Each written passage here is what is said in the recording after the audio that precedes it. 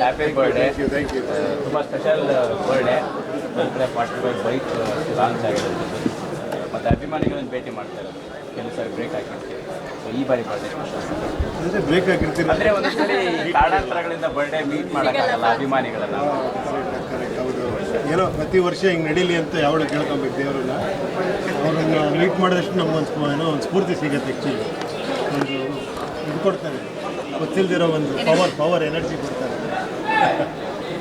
ಈ ವರ್ಷ birthday 20% bike ವಿಶೇಷ ಇಲ್ಲ. ಬರ್ಡೇ ಅಂತ ಬಂದಾಗ ಸ್ಪೆಷಲ್ ಆಗಿ ಸರ್ಪ್ರೈಸ್ ಎಲಿಮೆಂಟ್ಸ್ ಇದ್ದೇ ಇರುತ್ತೆ. 25 ಬೈಕ್ ಬಗ್ಗೆ ಏನಿದೆ?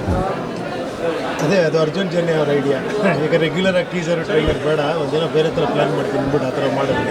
ಸಿನಿಮಾದಲ್ಲಿ ಯೂಸ್ ಮಾಡಿರೋಂಥ ಬೈಕ್ ಅದು ನೋಡಿ, ಭಾಳ ಅದೊಂದು ಕ್ಯಾರೆಕ್ಟರ್ ಥರ ಇದೆ ಸಿನಿಮಾದಲ್ಲಿ.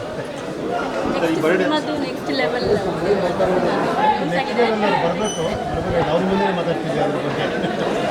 ಈಗ ಪರ್ಟಿಕ್ಯುಲರ್ ಈ ಬೈಕ್ ಹೌದೌದು. ಅದೇ ಅದನ್ನು ಡೈರೆಕ್ಟ್ರ್ ವಿಸಿಟ್ ಮಾಡೋ ಪ್ಲಾನ್ಸ್ ಇದೆಯಾ? ಅಭಿಮಾನಿಗಳನ್ನು ಸೆಲೆಬ್ರೇಟ್ ಮಾಡ್ತಾರೆ ಹೇಗೆ? ಅದೇ ಇವಾಗ ಸದ್ಯಕ್ಕೆ ಮಾಡಿರೋದು ಅಭಿಮಾನಿಗಳನ್ನ ಅಂತ ನಮಗೆ ಅದ್ರ ಮುಂದೆ ಫೋಟೋ ವೀಡಿಯೋ ರೀಲ್ಸ್ ಎಲ್ಲ ಮಾಡಿ ನಾವೆಲ್ಲ ಟ್ಯಾಗ್ ಮಾಡ್ತೀವಿ ಅಂತ ಹೇಳಿದ್ದಾರೆ. ನೋಡ್ಬೇಕು ನೆಕ್ಸ್ಟ್ ಅವ್ರ ಪ್ಲ್ಯಾನ್ ಏನಿದೆ ಅಂತ ಅರ್ಜುನ್ ಅವರು. ನಿಮ್ಮ ಡೈರೆಕ್ಟರ್ ಈಗ ಬರ್ಡೇ ಅದು ನಡೀತಾನೆ ಇರುತ್ತೆ. ಯಾವಾಗ ಏನಾದ್ರು ಅನಿಸುತ್ತೋ ಅವಾಗ ಸ್ಟಾರ್ಟ್ ಮಾಡ್ತೀನಿ ಖಂಡಿತ.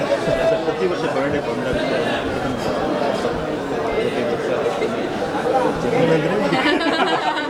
ಏನಂದರೆ ಬೇರೆ ಬೇರೆ ಚೇಂಜಸ್ ಆಗ್ತದೆ ಸರ್. ಈಗ ಹೆಂಗೆ ಅದನ್ನು ಕಟ್ ಮಾಡ್ರಪ್ಪ. ಅದೇನೋ 25 ಇಯರ್ಸು 30 ಇಯರ್ಸು ಅಂದರು, ಕಟ್ ಮಾಡಿ. ಬದಲಾವಣೆ ಬಗ್ಗೆ ಏನು ಬದಲಾವಣೆ? ಏನಾರ ಬದಲಾವಣೆ ಆಗಿದೆಯಾ ನನಗೆ? ಈಗ ಸೋಷಿಯಲ್ ಇಂಡಸ್ಟ್ರಿ ಜರ್ನಿಯಲ್ಲಿ ನಿಮ್ಮ ಲೈಫಲ್ಲಿ ಆಗಿರುವಂಥ ಚೇಂಜ್ ಚಾಲೆಂಜ್ ಇರುತ್ತೆ, ಜೊತೆಗೆ ಇಂಡಸ್ಟ್ರಿಯಲ್ಲಿ ಆಗಿರುವಂಥ ಚೇಂಜ್ ಆಗ್ತಿರೋದು. ನನ್ನ ಹೇರ್ ಸ್ಟೈಲ್ ಚೇಂಜ್ ಆಗ್ತಾನೆ ಇರುತ್ತೆ. ಒಂದು ಸತಿ ಚುಟ್ಟು ಕಟ್ಟಿರ್ತೀನಿ, ಒಂದು ಸತಿ ಸ್ಟ್ರೈಟ್ ಮಾಡಿರ್ತೀನಿ, ಒಂದು ಸತಿ ಕರ್ಲ್ ಮಾಡಿರ್ತೀನಿ. ಈ ಥರ ನನ್ನ ಹೇರ್ ಸ್ಟೈಲ್ ಚೇಂಜ್ ಆಗ್ತಿರುತ್ತೆ. ಒಳಗಡೆ ಏನೂ ಚೇಂಜ್ ಆಗ್ತಿಲ್ಲ ಅನಿಸುತ್ತೆ, ಗೊತ್ತಿಲ್ಲ.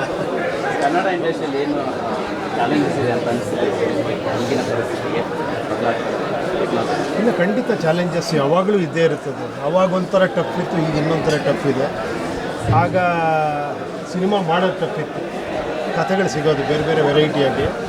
ಬಟ್ ಈಗ ಎಲ್ಲ ಕಥೆಗಳು ಬಂದು ಕತೆ ಭಾಳ ಕಷ್ಟವಾಗ್ಬಿಟ್ಟಿದೆ. ಸಿನಿಮಾ ಈಸಿಯಾಗಿ ಮಾಡ್ಬೋದು, ಮೊಬೈಲಲ್ಲಿ ಸಿನಿಮಾ ಮಾಡ್ಬೋದು ಅಲ್ವಾ? ಮೊಬೈಲ್ ಎಡಿಟು ಮಾಡ್ಬೋದು, ಮೊಬೈಲಲ್ಲಿ ಥಿಯೇಟ್ರು ಇದೆ, ಎಲ್ಲವೂ ಇದೆ, ಯೂಟ್ಯೂಬು ಇದೆ, ಎಲ್ಲರೂ ರಿಲೀಸು ಮಾಡಿಬಿಡ್ಬೋದು. ಬಟ್ ಅಲ್ಲಿರೋದೇ ಹೈಲೈಟ್ ಅಂದರೆ ಕಂಟೆಂಟ್.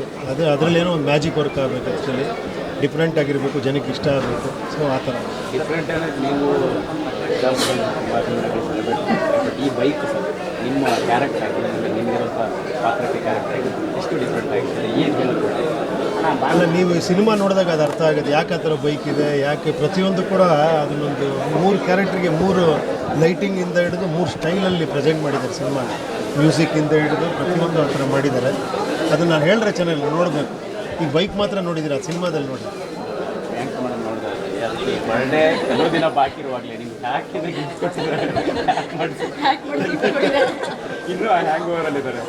ಹೌದು, ಅದೇ ಗಿಫ್ಟ ಏನಾಯ್ತು ಸರ್? ಅದು ಆಶ್ಚರ್ಯ. ಬೆಳಿಗ್ಗೆ ಮಾರ್ನಿಂಗ್ ನನಗೂ ಏನೂ ಗೊತ್ತಾಗಲಿಲ್ಲ. ಅದೃಷ್ಟಕ್ಕೆ ನನ್ನ ಫೋನ್ ಹಾಕಾಗಿಲ್ಲ. ನಾನು ಅಂದ್ಕೊಂಡೆ ನಂದು ಏನೋ ಆಗೋಗ್ಬಿಟ್ಟಿದ್ಯಾ ಅಂತ. ಇವ್ರೇನೋ ಮಾತಾಡ್ತಿದ್ರು, ಯಾರ ಹತ್ರನ ಮಾತಾಡ್ತಿದ್ರು, ಇದೇನೋ ನಂಬರ್ ವರ್ಕ್ ಆಗ್ತಿಲ್ಲ ಅಂದರು. ನಾನು ಯಾವ ನಂಬರ್ ಇದು ಅಂದರೆ ಯಾರೋ ಡೆಲಿವರಿ ಬಂದಿದ್ದಾರೆ ಇವರು. ನಾನು ಹೌದಾ ಡೆಲಿವರಿ ಅಂತ ನಾನು ಒಂದು ಸತಿ ಇವ್ರ ಫೋನಲ್ಲೇ ಮಾಡಿದೆ. ಇವ್ರು 2 ಸತಿ ಮಾಡಿದ್ದಾರೆ, ಆಲ್ರೆಡಿ ಹಾಕಾಗಿದ್ದಾರೆ, ಇನ್ನೂ ಸತಿ ಮಾಡಿದೆ. ಆಮೇಲೆ ಇದು ವರ್ಕ್ ಆಗ್ತಿಲ್ಲ. ನನ್ನ ಫೋನ್ ಏನೋ ಮಾಡೋಕ್ಕೆ ಹೋದೆ, ಯಾವುದಕ್ಕೂ ಸೇಫರ್ ಒಂದು ಫೋಟೋ ತೊಗೊಳ್ಳೋಣ ಅಂತ ನಾನು ಫೋಟೋ ತೊಗೊಂಡೆ ಆ ನಂಬರ್ಗೆ.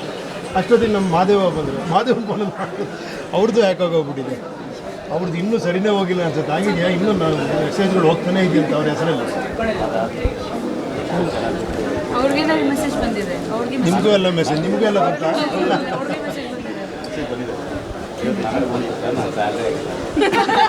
ಒಳ್ಳೆ ಕೆಲಸ ಮಾಡಿದ್ದೀವಿ.